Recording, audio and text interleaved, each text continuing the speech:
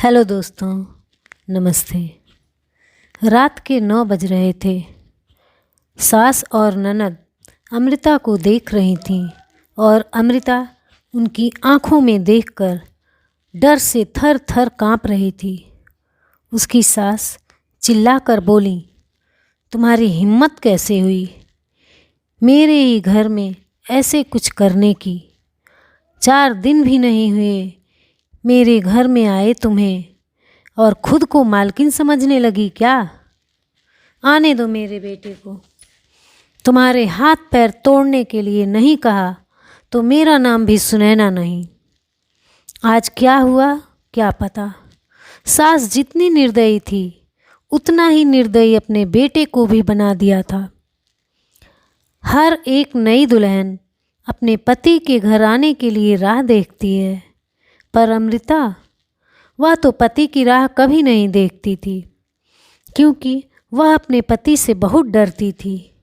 मन ही मन में भगवान का जाप जप रही थी कि उसका पति आज घर पर आए ही नहीं। पर जब तक उसका पति घर पर ना आए तब तक उसे उसकी सास खाना खाने नहीं देती। इतनी निर्दयी उसकी सास ने रसोई घर को ताला लगा रखा था। ऐसा क्या हुआ था कि सुनैना अमृता को ऐसे प्रकार के दुख दे रही थी और अमृता के पति मतलब अजय का ऐसा क्यों स्वभाव था कि नई दुल्हन होकर भी वह अपने पति की राह नहीं देखती थी। अमृता की शादी अजय से 5 महीने पहले हुई थी। अमृता के माँ बाप नहीं थे। 12वीं की पढ़ाई होते ही उसके चाचा चाची ने उसकी शादी करवा दी। अमृता की जिम्मेदारी से उसके चाचा चाची मुक्त हो गए।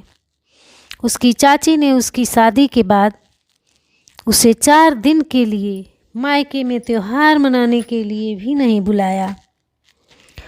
उसकी शादी करके जिम्मेदारी से मुक्त हो गए बस। अमृता के ससुराल में उसकी सास सुनैना, पति अजय और ननद मोनिका, जिसकी शादी पक्की करके सगाई कर दी थी। छोटा सा परिवार था। सुखी और शांतिपूर्ण गृहस्थी के सपना लेकर अमृता इस घर में आई थी। पर सपना तो सपना ही होता है। हर समय सपना सच होना नामुमकिन होता है। उसका भी सुखी गृहस्थी का सपना तो सपना ही रह गया। अमृता की उम्र 18 की पूरी हो गई थी और अजय 30 का था। दोनों के बीच में 12 साल का अंतर था। सास सुनैना ने अमृता के लिए 10 नियम बनाए थे। सुबह 4 बजे उठकर पूरे घर की सफाई करना, बाद में नहाकर भगवान की पूजा करने के बाद रसोई में जाना, हमेशा सर पर पल्लू रहना, सबसे पहले खाना ना खाना, मतलब सबके खाने के बाद ही अमृता खा सकती थी। ऐसे और भी कितने नियम कायदे सुनैना ने अमृता के लिए बनाए थे। अमृता को यह नियम पालन करने ही पड़ते थे। पर अभी उसकी उम्र ही क्या थी। उस वक्त उसके हाथ से अगर भूल हो भी जाती तो उसका पति या उसकी सास या फिर उसकी ननद उसे सजा देते ही देते थे। उसे मारने की भी कोई कमी नहीं रखते थे। उससे 5 साल बड़ी ननद मोनिका उस पर हाथ उठाने के लिए आगे पीछे भी नहीं सोचती थी। शादी को 10-12 दिन हुए थे। हर रोज़ अजय 8 बजे तक आ जाता था, पर उस दिन 10 बज गए थे तब भी अजय नहीं आया था। अमृता को बहुत जोर की भूख लगी थी। उसने खुद के लिए थाली बनाई और रसोई में खाने के लिए बैठी। अभी पहला ही निवाला मुंह में डाल रही थी कि तभी उसकी सास ने उसे देख लिया। उस पर उसकी सास बहुत चिल्लाई। वो अमृता से सहन नहीं हुआ। तभी अमृता बोली, वह अभी तक नहीं आए, मुझे बहुत भूख लगी थी इसलिए खाने के लिए बैठी। सास कुछ बोलने वाली थी तभी मोनिका आगे आई और अमृता को चाटा मार दिया। तुम्हारी हिम्मत कैसे हुई मेरी माँ के सामने बोलने की? तुम्हारे घर में तुम्हें खाना नहीं मिलता था क्या? मेरा भाई, तुम्हारा पति, उसकी राह नहीं देख सकती थी क्या? अरे, औरतें अपने पति के लिए क्या क्या नहीं करती। उतने में सास बोली, रहने दे मोनिका, क्यों इसको संस्कार सिखा रही हो?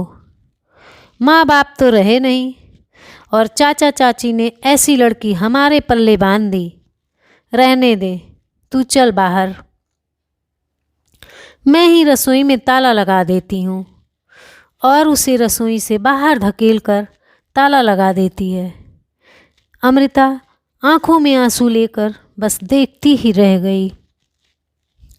11:30 बजे अजय घर आया। तब सुनैना और मोनिका ने मिर्च मसाला लगाकर अमृता के खिलाफ अजय को भड़काया। वह तो माँ का भक्त। इतना सुनकर उसने गुस्से में आकर अमृता को थप्पड़ मारा। उसे उस दिन खाना भी नहीं मिला। अभी आज की ही बात ले लो। अमृता रसोई घर में खाना बनाकर सुनैना और मोनिका को खाना दे रही थी। दोनों हॉल में टीवी देखते देखते खाना खा रही थीं और इधर अमृता एक एक गरम गरम रोटी उनको परोस रही थी। आज सुबह अमृता को सिर्फ एक ही रोटी उसकी सास ने खाने को दी थी। अमृता को बहुत जोर की भूख लगी थी। सास और मोनिका के खाना खाने के पहले, रसोई घर में ताला लगने से पहले अमृता ने जल्दी से रोटी अपने पल्लू में बांध कर रख ली। जब माँ बेटी का खाना होने के बाद उन्होंने अमृता को बाहर निकालकर रसोई घर पर ताला लगा दिया और दोनों अपने रूम में आराम करने के लिए निकल गईं। उसने पल्लू में बंधी हुई रोटी निकाली और रोटी वैसे ही बिना सब्जी के खाने लगी। रोटी खाते खाते उसके आंखों से आंसू बह रहे थे। उसका स्वाभिमान इस बात के लिए रजामंदी नहीं दे रहा था, लेकिन क्या करे, यह भी उसे समझ आ रहा था। ठीक उसी समय सुनैना कोई काम के लिए उधर आई और उसने अमृता को रोटी खाते हुए देख लिया। बस फिर क्या था, तमाशा चालू हो गया और उस वजह से अमृता भगवान से प्रार्थना कर रही थी कि अजय आज घर पर आए ही नहीं। क्या पता आज वो क्या करेगा। शादी के बाद इनके ही सामने खाना खाया था, तब भी थप्पड़ मारा था, पर आज तो रोटी चुरा कर खा रही थी।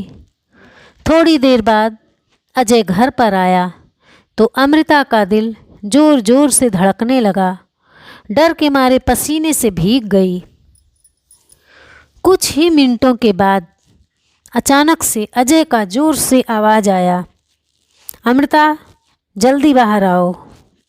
अमृता डर कर थर थर काँपते हुए बाहर आई। देखा तो सास अभी भी शेर की तरह उसकी तरफ देखकर गुर्रा रही थी।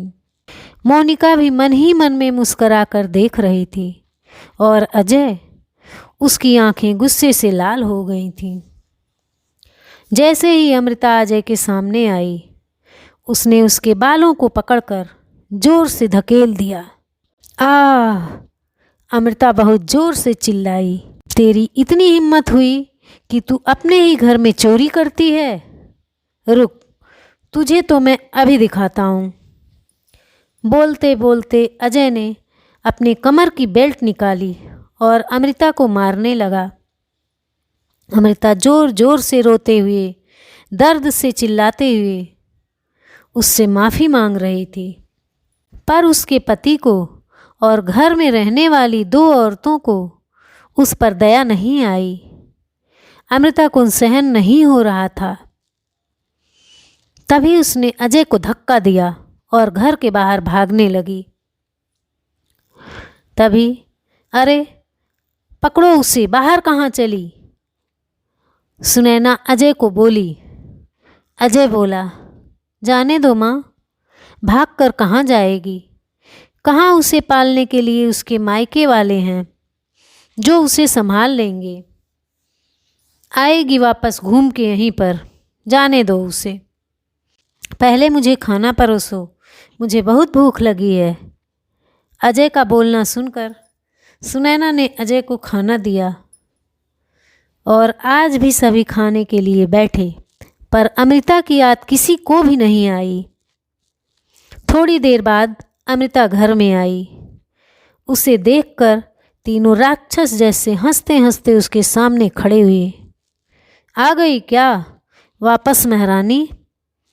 क्या हुआ, मायके वालों ने घर में नहीं लिया? सुनैना ने उसे टोंट मारा। तभी अजय उसे बोला, जब तक तुम मेरे पैरों पर अपनी नाक नहीं रगड़ती तब तक मैं तुम्हें घर के अंदर नहीं आने दूंगा। मुझे धक्का देकर चली गई थी ना। हाँ भैया, इतनी जल्दी से माफ़ मत करना। अब अगर इसे माफ़ किया तो यह कल सिर चढ़कर नाचने लगेगी। ऐसी लड़की का क्या भरोसा। अरे भरोसा तो अब हमें तुम पर भी नहीं रहा। जो अपनी भाभी का सम्मान नहीं कर सकती, वह लड़की हमारे घर का क्या मान बढ़ाएगी। अचानक अमृता के पीठ के पीछे से मोनिका के होने वाले ससुर की आवाज़ आई और वह अंदर आए। उन्हें देखते ही तीनों के चेहरे का रंग ही उड़ गया। अरे समधी जी, आप कब आए? सुनैना साड़ी ठीक करके माथे पर पल्लू लेकर बोलने लगी। उसी वक्त आया जिस वक्त आपकी बहू रास्ते से डरकर इधर से उधर भाग रही थी। अच्छा हुआ, अभी से तुम्हारा असली चेहरा हमें दिख गया। मैं आया नहीं होता तो हमारे घर की बर्बादी हो गई होती।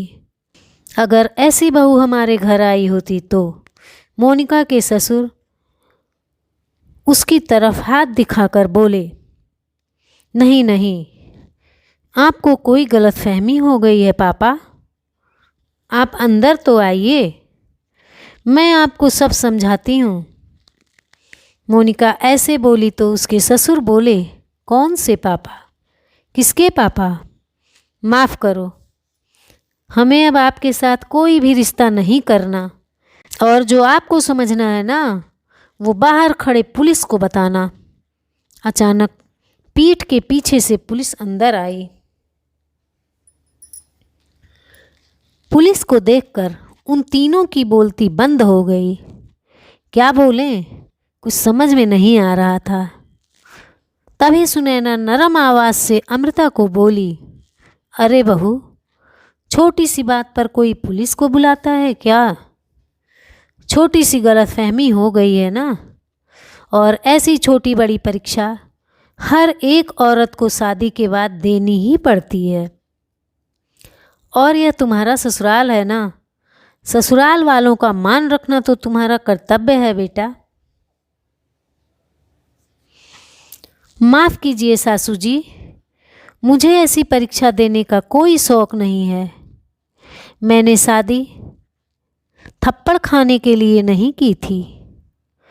और यह ऐसा कैसा ससुराल जहाँ मुझे रोटी भी चुरा कर खानी पड़े। आपने मुझे कमज़ोर समझा था क्या? मेरा मायका नहीं है, पर मैं कमज़ोर नहीं हूँ। यही संस्कार अपने बच्चों को जेल में देना। अंत में पुलिस ने उन तीनों को पकड़कर जेल के अंदर डाला। मोनिका की ससुराल वालों ने शादी तोड़ दी और अमृता को एक स्वयं सेवक संस्था ने आगे जाने का मार्ग दिखाया। अमृता संस्था के साथ काम करके लोगों के घर में होने वाली घरेलू हिंसा के बारे में जागरूकता फैलाने लगी। उसने अभी सही मायने में ज़िंदगी की नई शुरुआत की। धन्यवाद।